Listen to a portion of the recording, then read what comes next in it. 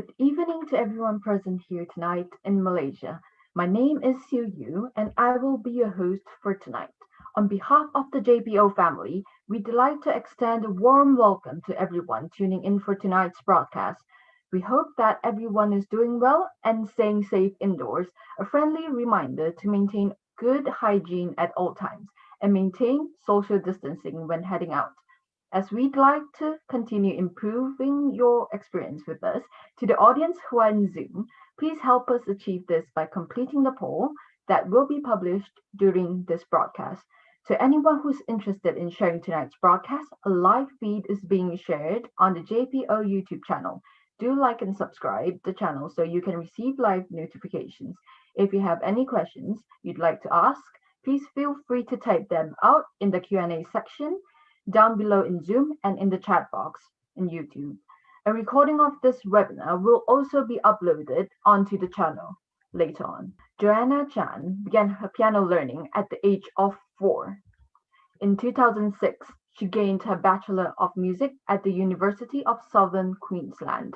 While pursuing her music study in Australia, Joanna learned from the Federal Examiner of AMEB, Professor Wendy Lorenz, and graduated with high distinction in both piano performance and concerto study. In 2006, she won the Most Outstanding Performance Award for playing piano concerto Capriccio Brillante by Mendelssohn. Upon her return to Hong Kong, she gained third place in the Hong Kong Youth for Clampery Music Festival competition. During her time in Australia, Joanna also performed in various concerts, including concerto concerts with USQ Orchestra and the concert celebrating Mozart's 250th birthday at St. Luke's Anglican Cathedral, Australia. After graduation, she returned to Hong Kong and dedicated her career as a piano teacher and accompanist. As the founder of Octave Above Music Studio and a professional piano teacher, her students have also won numerous championships in various local competitions, including the Hong Kong Music Festival competition, Hong Kong Asia Pacific Youth Competition, Hong Kong Youth for Clampery Music Festival, and the Hong Kong Youth Music Competition. In 2015, Hong Kong Asia Pacific Youth Piano Competition issued Joanna the Teacher's Award. She also received the Dedicated Teacher Award from the Organization of Hong Kong Music of Youth in both 2016 and 2017 consecutively. During 2018, she gained the Best Teacher Award in the 6th Hong Kong International Youth Performance Arts Festival. As an accompanist, Joanna's work has included multiple local instrument competitions, as well as international double bass competitions in Paris 2008, Berlin 2010, and Lucca 2018. She also worked as an accompanist for the Central and Western Hong Kong Children's Choir and the Summer Music Camp in Biarritz, France 2016. Tonight's interview features Joanna Chan with her topic about inspiration and motivation in music learning. As our JPO family attendees are mostly students ranging from primary school to college, their parents and their teachers, the sharing of knowledge and advice you have for all of us is invaluable and greatly appreciated. The JPO is very honored to have Joanna joining in as our guest for tonight. I hope that you will all join me in giving her a warm welcome. Welcome, Joanna. Hello. Hi. Hello. Okay, welcome again. And without further ado, thank you so much for joining us today. So to start off today's interview, what can you tell us about the video we had just watched just now? Oh, that was back in the day in 2006. It was a concerto concert with the USQ Orchestra. It was also my final year performance, playing the concerto of Capriccio Brillante by Mendelssohn. It was also the time I received the award of the Most Outstanding Performance from issued by the USQ, University of USQ. Okay, thank you. It's yes, very interesting. And yes, so now we are going into our first question. So, Yep. what is the biggest inspiration from your tertiary study in Australia? Oh, that was exciting and fun, actually. Well, um, there was a lot of personal development, I would say, that I accomplished there, other than just the music accomplishment. But I guess the biggest reward I got, you could say, was to learn from a maestro like Wendy Lorenz. She was my piano performance teacher, and she really opens me up technically and in a musicality sort of way. Not only in a technique way, like she helped me to understand my own limitation, and most importantly, how to go beyond that. And that's something I learned. And and of course also humility, because um, honestly, all the lecturers and teachers, they are really resourceful, you could say. So I learned a lot from them, and from them I understood that one thing is, my teacher used to tell me, the more you know, the more you don't know. And I always remember this, what she said. Yeah, and it really opens me up, that it made me crave for more knowledge and to learn more, um, especially in shapes of musical style and expression, because it was more of just a concept, but how to actually put it in practical way, how to express it correctly and appropriately. That was something I learned in detail when I was there. Okay. Yes, thank you very much. Can see that Yeah, Wendy, your professor, is a very inspirational person, and yeah, it helped.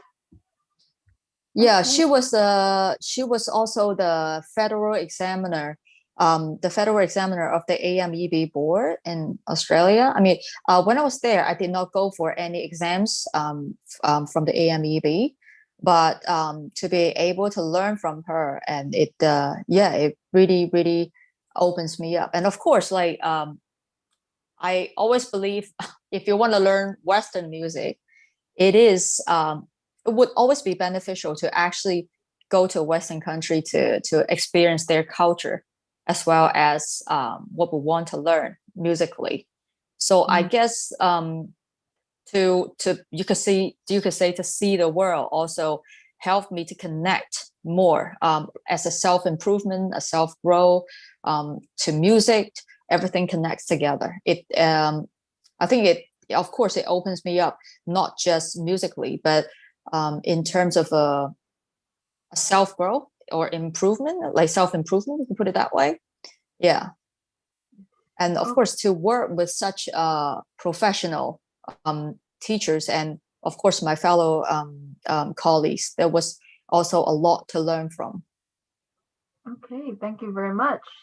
And how, so you learned piano in mainland China, Hong Kong, and Australia. So Yeah, how did each of these experiences shape you as a musician? yeah, that was it was very interesting, actually. I would say three places all have their unique um preference, or you could say style, or yeah, customs. I enjoy all of them, to be honest. If you say, well, China, that was my first place. I learned it since four, and I learned it from a professor in the Xinhai Music Conservatory in Guangzhou, China.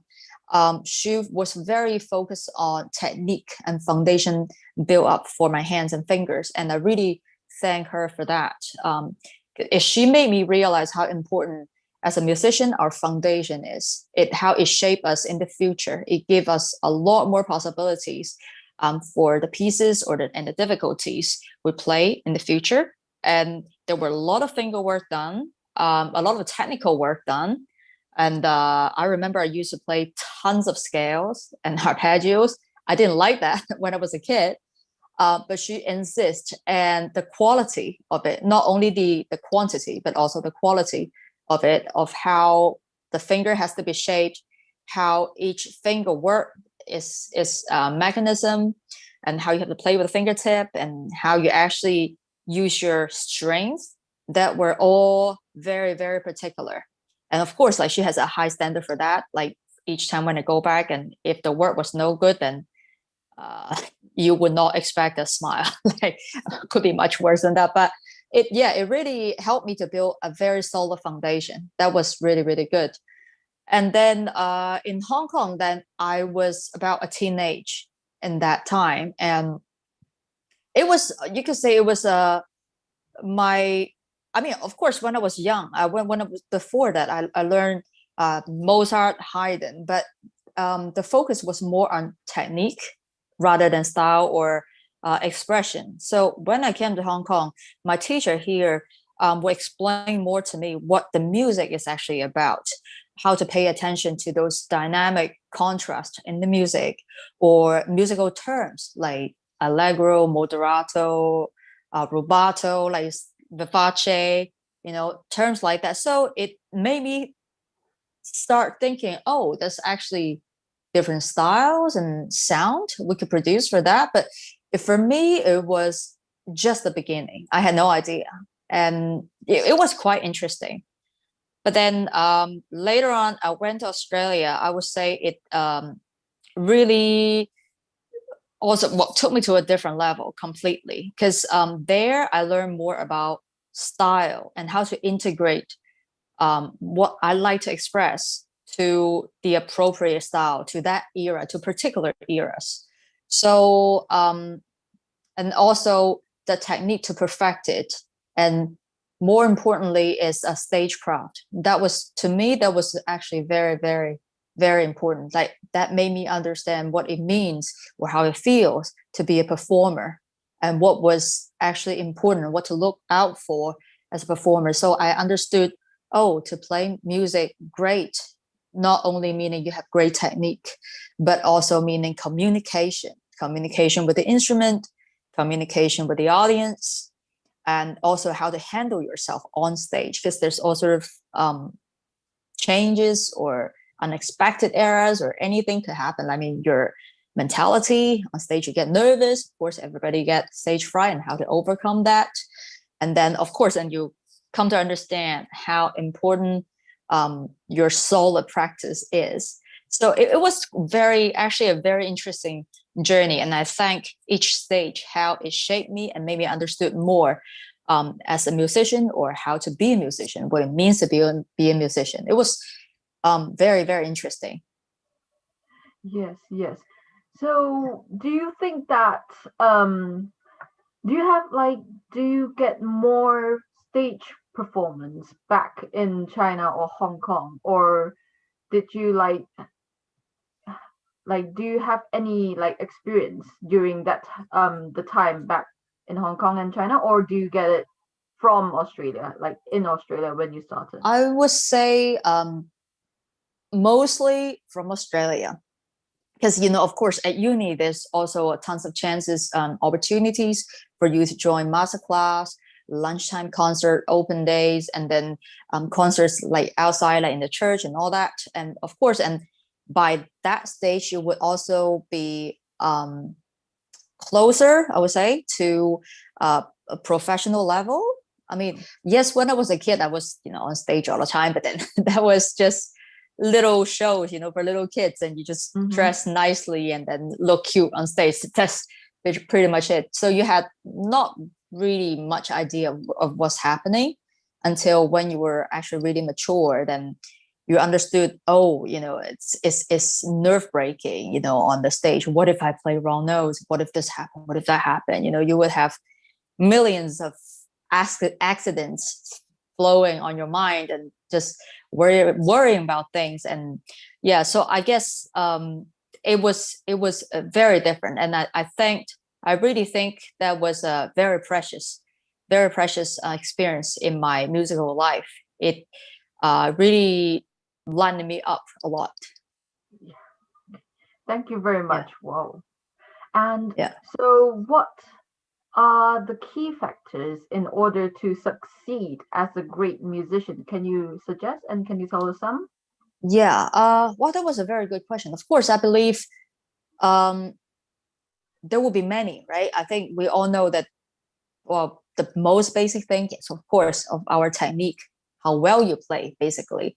But I think to me, beyond that is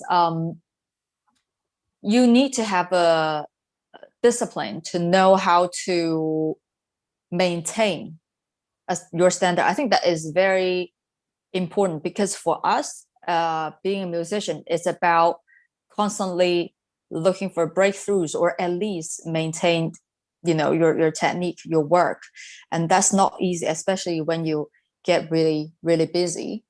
And so I think self-discipline is rule number one in terms of practice and routining your practice and your goal. And other than that, I think mentality, I would say, is very important because uh, there's something I experienced when I was on stage in Australia. I felt there were so many, like, for example, my colleagues, there are many people that I know they play really well. They are able to play something really hard. But on stage, that 5 minutes, 3 minutes, 10 minutes, it could be like something totally different because we all have our little butterflies, in our stomach, more or less. I think we all have that. You don't feel so um, easy on stage, compared to when you're practicing yourself. So it's how to control basically your nerve, how to look calm, but probably inside you're totally, whoa, so many things happening. But then you need to look confident, you need to look calm, but you don't, not only that you look calm, you need to control, like my teacher told me, you need to actually control your heartbeat, especially when we play something exciting, fast, agitato, for example. You don't go with the music.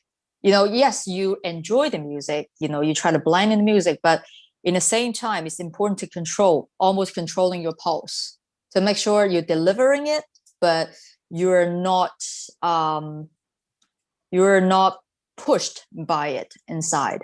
You are controlling it instead of it's controlling you. I think that's what's hard, and that's something that a lot of people, are including myself nowadays, still keep learning. I think that's as a musician, because I think in the genre we're talking about music performance mostly. Yes, there will be education as well, but if we're talking a great musician, performance is a big part of it. So I think to know how to handle the stage, how to be fully prepared before and on the stage, is also something very, very important. So I think that self-control on stage, of course, experience is very important. Like, if the more you're on stage, the more you know how to control, your mentality, your heartbeat, your breathing and all that. But I think it's also, what is hard is you need to learn to control your pulse, your breathing, and more importantly, sometimes we do make a little bit mistake live. I mean, a little bit of, for string players, maybe a little bit of quick sound. Piano players, maybe, a tiny bit of bump on the key next to you, something like that. But the importance is, we cannot fix it, but is how to stay focused after you know the mistakes being made. I think that's very important. Basically, how to get yourself together. Yeah. So because I teach a lot of students, and every time when they are actually hitting the performance, that's the problem. They might play very well for most of the time, but as long as it's a tiny little mistake, then they crash. Yeah. Yeah. So I Okay. think it's a very common issue, I think, among all of us. So I think that is part of the training as well. It's also what I find interesting to be a good musician or performer. Yes.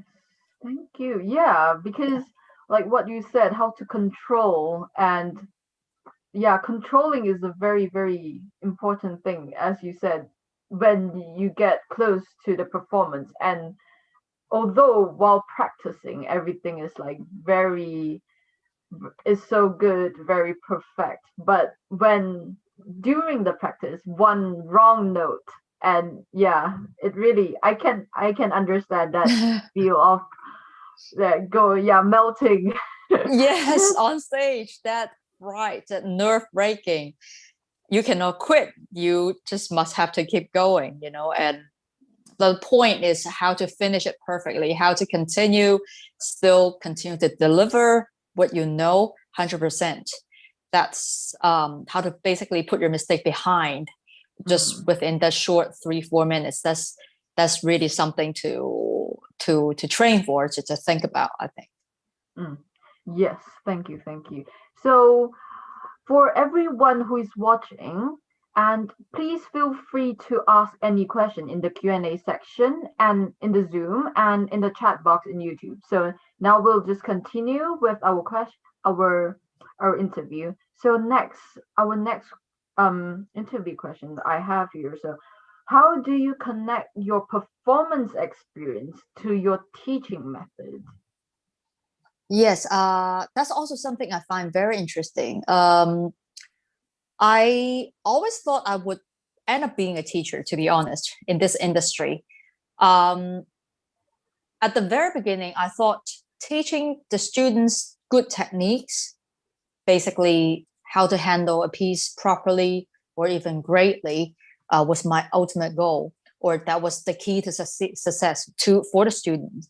But then slowly I understood there were other aspects as well. For example, they will always have questions like, "Oh, Miss Chen, I get so nervous when I am in front of the examiner, or oh, on the performance day or in the competition, I what if I play a wrong note or I hit a wrong note?" A lot of things about basically stagecraft. I realized that my experience as a performer before would also really help me to sort of sort it out for them, or help myself to calm them down, or how to solve their problem in this aspect.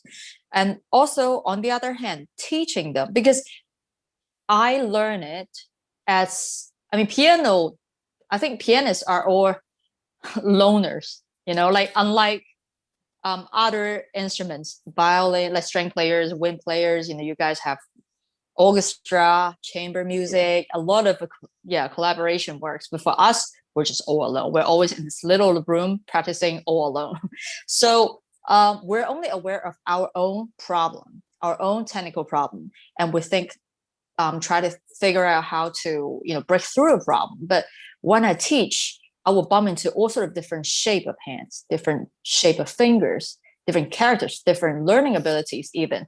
So it really made me think how I can actually really help them using the very limited knowledge I have or experience I have myself. So in observing the way they play, that really helped me to think of different ways, how different finger, different shape of muscle even will work for different problems, or how to solve that problem for a different ability of students, or of usually kids actually. And that problem, well, interestingly, it's not only for beginners, because we talk a lot about techniques. Even advanced players have that, or adults. They have completely a different issue that I would never I have never imagined, because I learned it since 4 and I've been playing since then. But then teaching opens me up, because I bump into so many different types of people, different age, different shape of arms, hands, and adults will have some other problems. Like in terms of relaxing, for example, that's the hardest thing to break through. Relax your arm, relax your wrist, how to release your force properly while you play, how to deliver your weight on your fingertip to the piano keys. It's probably easier to show them, but to talk about it, but then verbally to make them understand was also part of a technique as a teacher. I think I need to be able to explain it.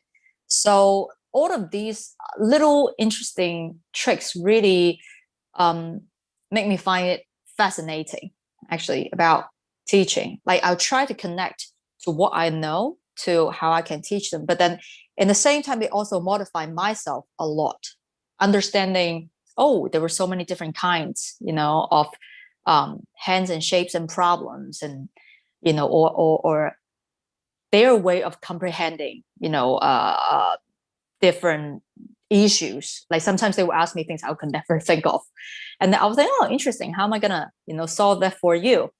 So yeah, I think it is very important, and I really enjoy teaching my students how to, especially overcome the stage fright, because Yeah.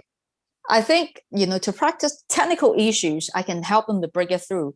They can practice and they can actually see the result themselves. I would say it's much more, you could say it's easier, it's more obvious, but on stage, you don't know what's going to happen until that minute. Yes. So it's to help them. For example, they would say, oh, I never made mistake here. But then last time when I was on stage, I play a wrong note there. Why? Stuff like that. So then I will break it through. Like, for example, I'm going to ask them to play super slowly, so slow that you have to think on each note, where and what it is, how to play. So slow that you will find it agonizing, but I think only then you will feel the gap in your memory. Because I said, most of the time, you are playing with your muscle memory that you think you know it so well. But those little holes is like a cheese, how a cheese piece of cheese have little holes. You can only see them when you're up close. So that's what happened in a nervous situation, like on stage. So when you're nervous, all those little problems, things you thought you knew, but they were not so solid, they will pop up. And that's when you have the hiccup. So to solve the problem, we need to make sure everything was not only secure in your muscular memory, but also in your memory here. So that's why we need tons of slow practice. And also to practice I always ask them, I said, when you practice, close your eyes, just point at somewhere random on score. So if you can start there by memory, have a look at the score. Oh, that bar. Okay, fine. You close the book and you play it fluently. I said, you're pretty much good. So that means on the stage, yes, you might have some little mistakes, bump here, bump there, but then it's not going to affect your performance because you really know the piece, from head to toe, from back to front. So you have that mental secure there, then you worry about nothing. Then basically the whole performance will be secure. So stuff like that, I found it very fascinating, rather than just teaching them techniques of music. Yes, thank you. Okay. So, like learning instruments is very common nowadays. So, Yes. but most of the students will not pursue in the music career. So, how do you keep your students motivated in learning piano? Yeah, that's also a good question. I think a lot of parents will want to ask that too, because there are a lot of parents, they want their kids to learn music, not only just piano or any instrument, but they have problem keeping the kids motivated. Or at the beginning, it was all fresh and fun, but after a while, after going through all the practice, and they just become, oh, that, yeah. So as a teacher, I would say, of course, most importantly, I myself as a teacher, I have to love music enough. I have to be passionate about music first, so that I can affect my student, of my passion. That was like the ultimate drive, I would say, as a music teacher. But then other than that, of course, then there will be some tactics. Most of the students I have were, I would say they were under 18. They were still students, like primary school, teenage. So I would arrange, I think, different goals for them. Like, so that's why I arrange a lot of performance chances for them to be on the stage, exams or competitions, is to set them goals. So it's something to work on, basically, short-term goals. And also, of course, to give them a sense of achievement if they did well. And other than that was to observe what their characters like. I think that's very interesting because everybody's different. Some kids can just sit there and work on the same problem, just loop it again and again and again. But some kids, they get bored very easily, you could say. They have a different level of focus. So in that case, I would usually, I always draw something with them for those students. I would say, if you play this well, let's all draw something together, but you can only use one line each time. So for example, I'll draw an eye after you play. And then after you play this time, but I said it has to be good, it has to be perfect. Little song, little piece. Then you can draw another eye. Let's complete the picture together by the end of the lesson. Stuff like that. To just something to keep them motivated. And also, let me see. I think what's very important is to give them a task. Make sure the task is clear, like they know what they need to do, rather than telling them this is not good enough. You got to go home and do it again.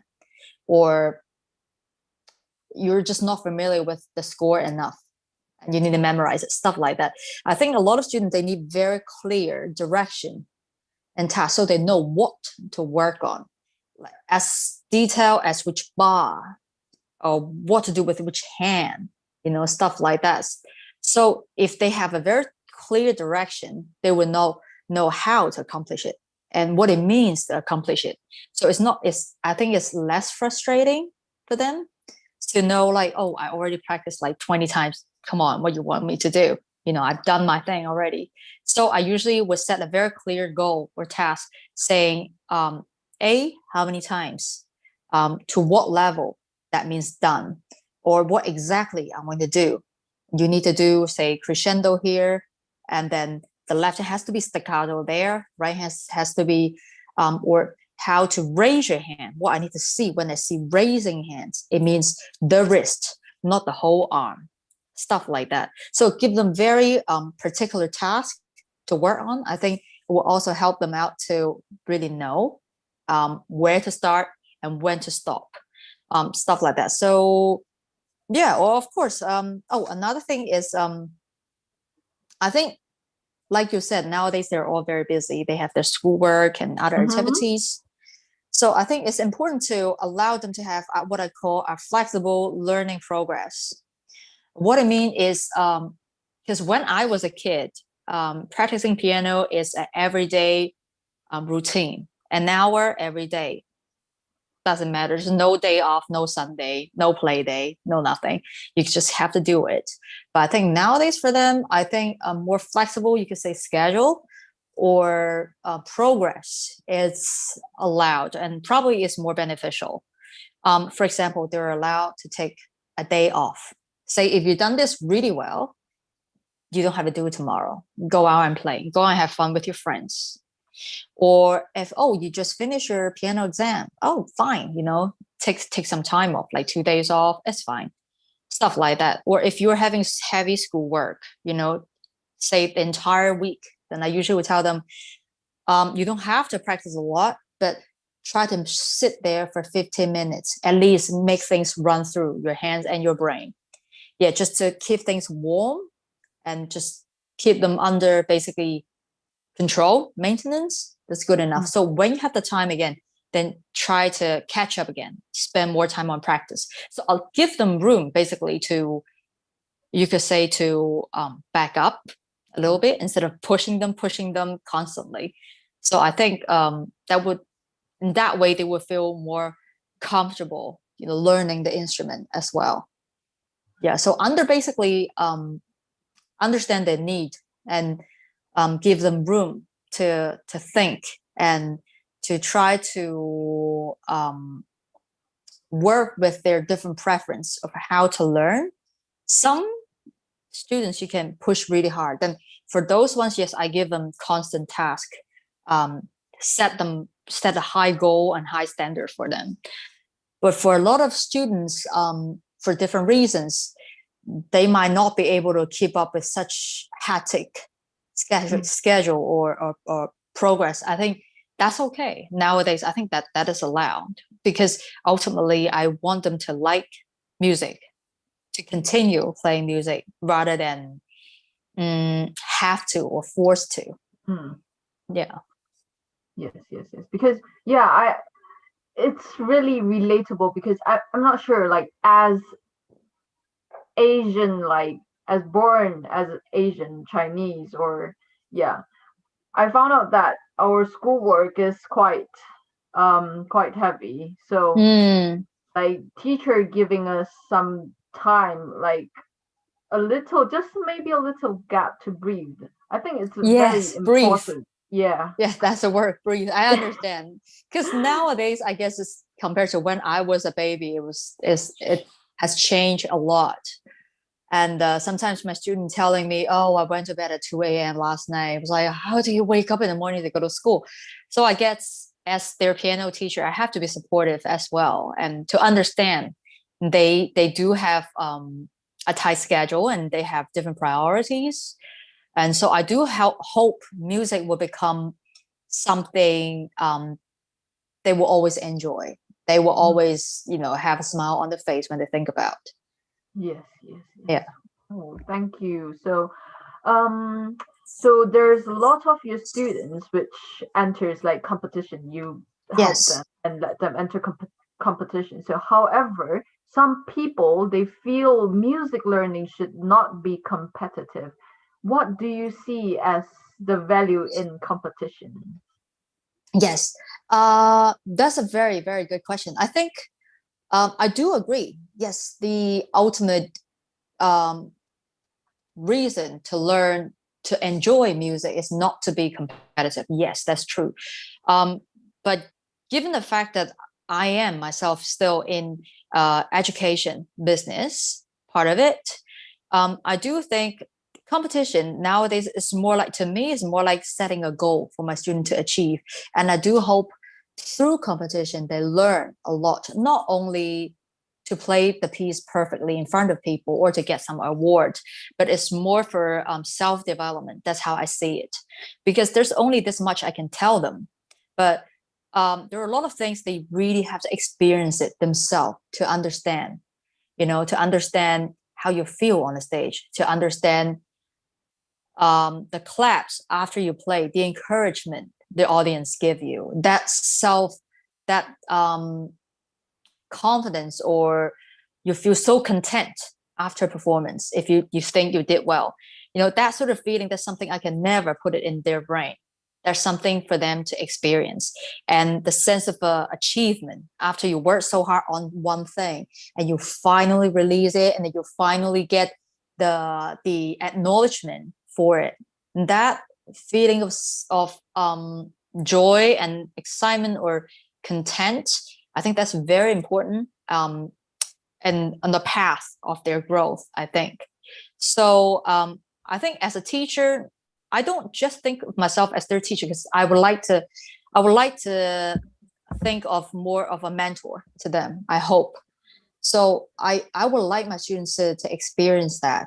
But then, of course, like I said, us being pianists, we're very lonely. So I do hope they can get out and see other people in their age, in their level, and how they play, sometimes interpreting the same piece or different pieces. It really helped to open their sight, give them different angles to interpret their playing, or the way to express. Some people play just sit there tight and straight. Some people play with lots of body movements. Some people stand very tall and look really confident. Some people are rather shy when they're on stage. stuff like so. It's very interesting if they're observative on stage. Seeing others play would also be very inspiring for them. So that's the experience I would like them to have in competition, because performances is nice. I mean, I have student concerts annually, actually, but then it was rather a giant gathering, with everybody, and they sort of they know each other, they have fun. But competition, the atmosphere is completely different, and I do think feeling the pressure for musician from time to time is a good thing. Sometimes only when you're under pressure, you will understand how to release and how to control yourself. I think that's something we all have to learn and experience. And I do think it's going to be beneficial in other aspects in their life after they grow up. So that's how I see competition. It's not mainly just for the reward or anything. Of course, having rewards, it is great. But I do hope they would see other things they can learn from a competition. It's only short on stage, 5 minutes. You only get one chance to show yourself. But that is the point. How do you deliver within that 5 minutes? And it doesn't matter whether you maybe this time you didn't play well. It doesn't matter you think you fail, but it's important that you experience it. I think it's a precious experience that that you can have. You become the center of stage. You become the center of attention. And how do you handle that? That would be very interesting, I think. Yes, yes, yes. Thank you for sharing. So, Welcome. our last question here. Yeah. So, as you may have heard, the Jesselton Philharmonic Orchestra has involved itself in a variety of activities. So, Yep. on behalf of the JPO, we would like to ask your views on the JPO and its activities. Additionally, how would you suggest, like every JPO members, like to further improve itself? I think it's a very interesting question. I did see some of the works the JPO did. I think it's great that you have a lot of actually charity work as well, giving the need to people who unfortunately had poor access to music or to performance, but they still get a lot of chances to collaborate with different people and instruments. I think one thing I would say probably is more up to date is about the pandemic nowadays we're all facing right now. As musicians, of course, it would be great that we can sit all face to face directly to play something, to work on something, but probably we can think of something online, maybe something pre-recorded, collaboration with musicians around the world. I think it might be interesting. It might be interesting. Okay, Yeah. thank you. You're welcome. Now we're moving on to the Q&A section. Yes. So anyone who has any question, please just type in. If you're in Zoom, in the chat box, or or the Q&A box, or in YouTube, so in the chat box. I think I saw a question there. Was it? Yes. Let me have a look. Yep. So someone asked, hi, as a teacher, what would you like to see in your students? Like what is your ideal student? That's a good question. Of course, I think if ideal student, if you ask any teacher, not just a music teacher, they will always say hardworking students. There's always a standard answer. And but I would say on top of that, as a musician myself, I think what's ideal, other than just hard work, I think is how to be single-minded, focus, in another word. I I think it is important to be able to give yourself 100% in music while you practice or while you play the music. That's very, very important. We can work very hard towards something, but it has to be with certain thinking and consideration or connection. Connection, I mean, connection to the music. So when we want to play something well, when we try to achieve something, we don't just play over and over and over again. In the same time, some people would think, will ask themselves questions. I think that's very important. As a teacher, I can give them a direction, saying, "This sounds good. That's what we want, or this is what we're trying to achieve." I can demonstrate, I can show. But on the process of practice by themselves, I think it would be very ideal if the students would play with more thinking. I think that thinking comes to something that you need to be very single-minded of. You need to melt yourself into the music and ask yourself, is this good enough? What do I still need? Is this too much? Is this too little? You try different sound to eventually achieve what you want. You might even come up with your own idea, which is welcome, to probably we can generate something new, something more interesting. And I found that's quite fascinating in some students if they have this sort of this thought in them while they practice. So I remember when I was a student in Australia, it's funny, I had this one very, very strong will, is to impress my teacher.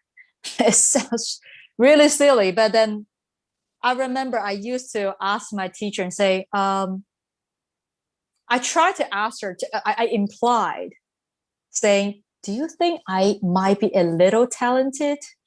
But I didn't really ask her directly because it's kind of embarrassing to say that. But then nowadays, when I think back, then I know how silly that question was. It's because your so-called talent is only show after your hard work, after your own consideration and your filter of you're filtering the question or the way you play.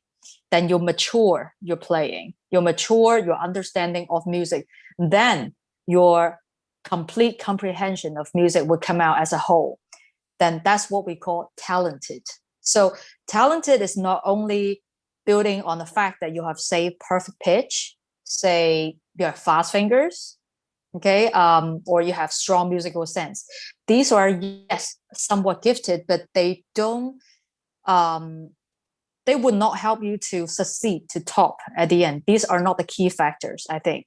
It's based on those factors, if you can have a learning system that you can self-filter a lot of sounds and ways of playing, techniques you use through a lot of thinking and planning, through music, structure of music, phrasing of music, sound of music, then we would say, oh, you're finally maturing as a good student or as a good musician.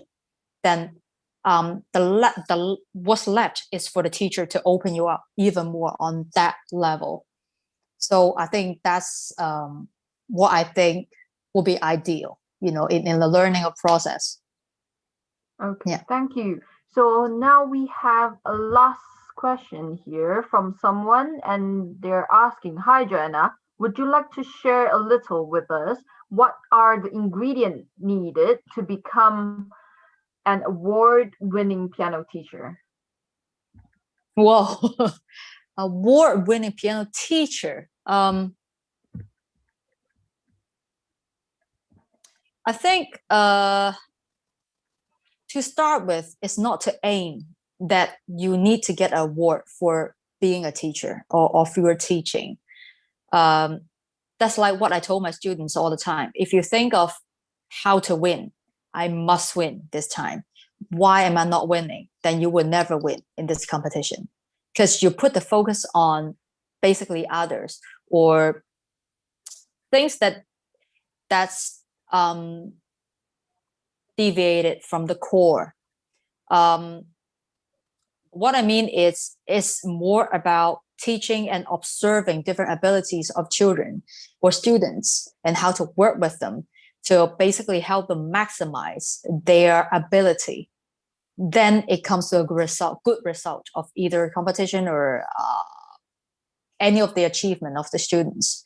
So I think it is important to observe. I think to be a good teacher, I think is observing, of course, communication skill, these are all very important, but is to accommodate with their different abilities and to work and maximize, utilize what they have the most to what you know, how to connect the two, rather than